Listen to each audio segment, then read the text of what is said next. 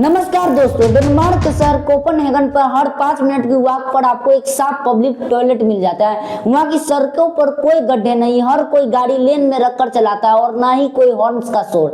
अगर आप पैदल सड़क पर जाएंगे तो हर जगह फुटपाथ बने हुए हैं और जेब्रा क्रॉसिंग पर गाड़ियां आपके लिए रुक जाती है। लोगों का सिविक सेंस इस लेवल का है कि एक्सीलेटर में खड़े होते वक्त भी लोग एक साइड लाइन में खड़े हो जाते हैं ताकि जिसे जल्दी जाना हो वो एक्सीलेटर को पर भी सीढ़ियां की तरह यूज कर जल्दी से ऊपर जा पाए। पूरा शहर पब्लिक पार्क से इतने साफ है कि कहीं पर आपको कूड़ा का नामो निशान नहीं दिखेगा और यहाँ तक कि प्लास्टिक बोतलों वापस करने पर आपको पैसे भी मिलते हैं। अब इस दृश्य को जरा इंडिया से कंपेयर कीजिए। देश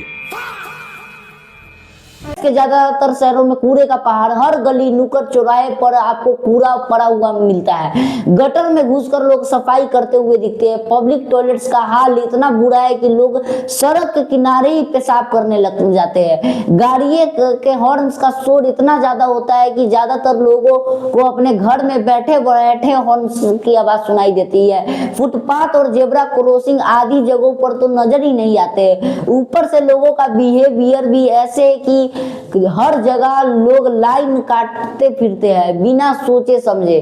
कूड़ा नहीं कहीं पर भी वहीं फेंक देते हैं। ये अंकल सारा कूड़ा बाहर फेंकते हुए ट्रैक पे। ये है इंडियन रेलवे की हालत। सीनियर कर्मचारी सारा कूड़ा उठा के बाहर फेंकते हुए। अरे चाचा, वो मूत्रालय नहीं मंत्रालय लिखा है। यहाँ पेशाब करना सख्त मना है। ये दो अलग देश, दो अलग दुनिया की तरह है। लेकिन सवाल यहाँ पर है कि क्या डेनमार्क के लोग पैदा ही ऐसे ही सिविलाइज्ड हुए थे? क्या इंडियंस में जेनेटिक ही कम सिविक सेंस है? ये देख लो आप।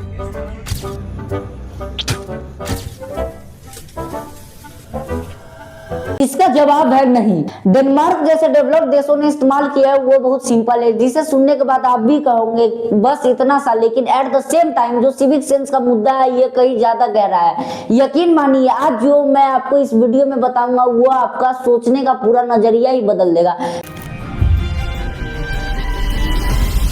सिविक सेंस की प्रॉब्लम दोस्तों 3 ऐसी प्रॉब्लम से इंटरलिंक है जिसके बारे में कोई ज्यादातर लोग बात ही नहीं करना चाहते हैं या फिर कह लीजिए करना ही नहीं चाहते। इसमें से पहली प्रॉब्लम ये है कास्टिज्म और क्लासिज्म कि हमारे देश में जातिवाद की जड़ें बहुत गहरी है। तो बैठिए, तो कौन लोग हैं यहाँ पे जो बसपा को वोट देना है? नीचे क्या बैठ गए?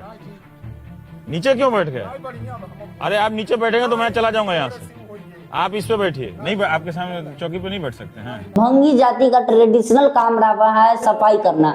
गांधी जी ने कहा था कि जो भंगी है वो समाज के लिए माँ की तरह है। जिस तरह एक माँ अपने बच्चे को साफ रखते हुए उसे बीमारियों से बचाती है, उसी तरह भंगी सफाई रखते हुए समाज को बीमारियों से बचाता है। अब गांधी जी ने तो उसे माँ का दर्जा दिया, लेकिन कुछ लोगों ने उसे इस कदर सबसे नीचे समझा कि लोगों ने उसे एक अपशब्द की तरह इस्तेमाल करते रह गए। अब जैसे मेरे पास कि मेरे पे कोई स्टेप आया, अब मैं लगा यार इसमें तो भंगी लग रहा है यार करते रहते। जरा सोच के देखो, जिस देश में सफाई कर्मी के साथ यह रवैया हो, जहाँ सफाई करने को एक शर्म की चीज की तरह देखा जाता हो, उस देश में भला सफाई कैसे होगी?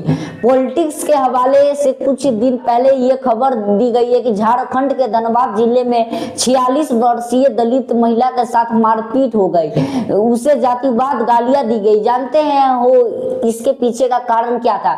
क्योंकि इस महिला ने एक दुकानदार के लिए फ्री में सफाई करने से मना कर दिया।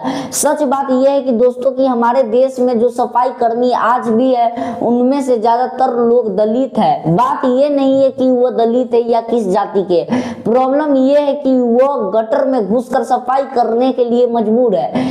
कई बार जहरीली गैसें से उनकी मौत भी हो जाती है। क्या हमारा देश इतना गरीब है कि गटर में घुसकर किसी को सफाई करने से रोक भी नहीं सकता है, या गटर में घुसकर सफाई करने पड़ना पड़ता है और मशीनों को भी नहीं खरीदा जा सकता है? बिल्कुल भी नहीं। हमारे देश के पास इतना गरीब नहीं है। बहुत से इंडियन जब बाहर फॉरेन डेवलप्ड कंट्री में जाकर सेटलमेंट होते हैं तो अपने घर की सफाई वो खुद से ही करते हैं, क्योंकि सफाई करने के लिए किसी भी डोमेस्टिक वर्कर को बुलाना बहुत महंगा रहता है। लेकिन भारत में गरीबी इतनी ज्यादा है, बेरोजगारी इतनी ज्यादा है, इसलिए हम मजदूरी की नीलामी कर सकते हैं। बहुत कम पैसों को भी देकर आप अपने घर में सफाई करवा सकते हैं। मैं सवाल यहाँ आपसे पूछना चाहता हूँ कि आपके घर में काम करने आती है, क्या आप उसे इज्जत देते हैं? क्या आप उसे रिस्पेक्टफुली ट्रीट करते हैं? हमने ज्यादातर सोसाइटी में अपने अपार्टमेंट में उनके लिए तो लिफ्ट भी अलग बना दी है। वो लोग अगर कुछ चाय पानी भी लेते हैं तो उनके लिए घर में बर्तन भी अलग रखा जाते हैं। इसी गलत माइंडसेट की शुरुआत असल में यही से हो जाती है। लोग सफाई करने को अपनी रिस्पॉन्सिबिलिटी नहीं समझने लगते हैं। स्कूलों में, घरों में, ऑफिसों में हमेशा कोई और ही होता है जो सफाई करने आता है, जो हमारे घर में कूड़ा इकट्ठा करने आता है। अब हम उन्हें सफाई कर्मी नहीं बल्कि कूड़े वाला कहते हैं। की आइडियोलॉजी है, कूड़ा हम फैलाते हैं लेकिन हम उन्हें कूड़ा वाला कहते हैं। नहीं, लोग कहाँ से आते हैं?